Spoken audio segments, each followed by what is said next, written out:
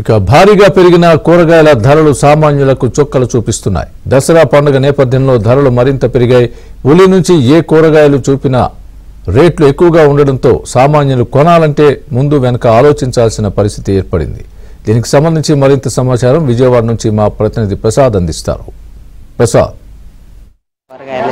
బాగా రేటుగానే ఉన్నాయి. టమాటా 65 అండి, దుంపలు 40, ఉల్లిపాయలు 70 అంటున్నారండి. రేటుగానే ఉన్నాయి కూరగాయలు. మరి వర్షాల కన్నా ఎక్కువ అయిపోయినాయి. ఎంతైనా పెట్టుబడి తప్పదు. ఎక్కువ కొనుక్కున్న వాళ్ళం కొంచెం కొనుక్కుంటున్నాం. అది రేట్లు అయితే సామాన్యుడికి అందుబాటులో అయితే లేవండి. ఎక్కువ అన్ని ప్రతిదీ రేట్లుగానే ఉన్నాయి. ఈ టైంలో కూడా కొంచెం తక్కువ రేట్లు ఉంటే సామాన్యుడికి కొంచెం అనుకూలంగా ఉంటుంది. మండిపోతున్నాయి, రేట్లు మండిపోతున్నాయి.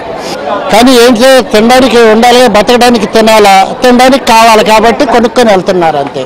కేజీ కొనే వాళ్ళు అర కేజీ కొనేవాడు పావు కేజీ కొనుక్కునేవాడు 100 గ్రాములు. అల్లం బెల్లం అన్నీ కూడా అలాగే ఉన్నాయి రేట్లు. ఏంటి 60-70 అంటే ఏం కొంటాము? లేని వాళ్ళు ఏం బతుకుతారయ్యా? ఉండాలంటే ఏదో ఒకటి బతుకుతారు.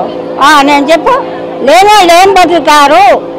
సాయంత్రం లేని వాళ్ళు ఉంటారు కదా, పట్టి ఇరుపు ఉండాలి కదా. అంత రేట్లు అంటే ఏం కొంటాయి? 20 రూపాయల కాయలు, 3 కాయలు వచ్చి ఏంటి రేట్లు?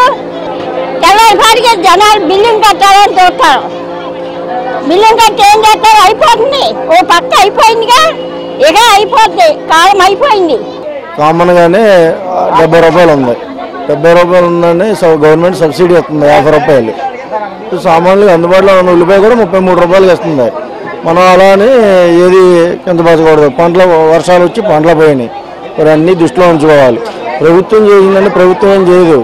అది అన్నీ జనాభాలోనే అప్పు డౌన్ వస్తూ ఉంటుంది. ఇక అంతే, దాని నుంచి మనం ఏం చేయలేం. అది అన్నీ సర్దుకొని తీసుకుపోవాలంటే అవగాహన ఇదిగానే ఉంటుంది.